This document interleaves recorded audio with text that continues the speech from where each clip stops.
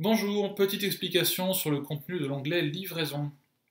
Donc l'onglet livraison, donc voilà à quoi il ressemble. Donc première option, vous avez possibilité d'inactiver l'expédition pour ce produit. Par exemple, si vous avez un produit qui est uniquement téléchargeable, à ce moment-là, vous allez inactiver l'expédition. Ou alors, si par exemple, vous amenez le produit, vous livrez le produit en main propre, ce sera peut-être une question à se poser d'inactiver l'expédition. Donc si jamais vous avez une expédition, vous avez possibilité de saisir les poids, les dimensions.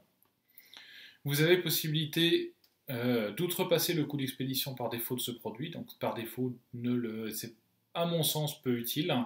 Donc laissez-le décocher. Ensuite, on active les options d'expédition. Le processing time. Donc en fait, c'est le temps qu'il vous est nécessaire avant d'expédier le produit. Donc par exemple, un jour ouvré, 2 jours ouvrés, 3 jours ouvrés, ou alors carrément en semaine. Ships from, donc c'est le pays dans lequel vous êtes, c'est-à-dire le pays depuis lequel vous expédiez. Donc par exemple, si vous êtes à Cuba ou en Grèce, vous choisissez votre pays. Le tableau qui est après va vous permettre de définir les coûts de livraison par pays. Donc là, il y a une chose importante à connaître, c'est que de toute façon, vous allez devoir définir un everywhere else, n'importe où.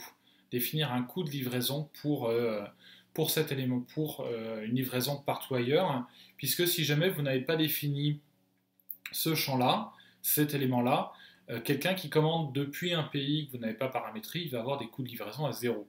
Ce qui peut être quand même problématique, puisqu'on va devoir revenir en arrière auprès de lui pour faire évoluer la commande. Donc très simplement, everywhere else, par défaut, je vais mettre, je ne sais pas, 1000 euros par exemple. Add location, donc livraison vers la France, je vais mettre une livraison à 13 euros par exemple. Et on peut rajouter autant de lieux qu'on le souhaite, de pays qu'on le souhaite. Ensuite, shipping policy et refund policy correspondent à vos conditions d'expédition et conditions de remboursement. Donc si vous en avez des spécifiques, vous pouvez les saisir ici, sachant que si rien n'est saisi, rien n'apparaîtra. Donc voilà, on a fait le tour de cet onglet-là. Alors, élément important d'ailleurs, si jamais vous avez un produit qui est avec variable, tel que défini à droite, là, cet onglet-là disparaît.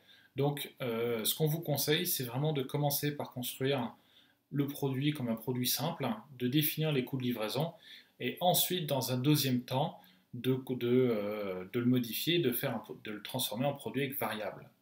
Voilà, c'est tout. Merci et à bientôt.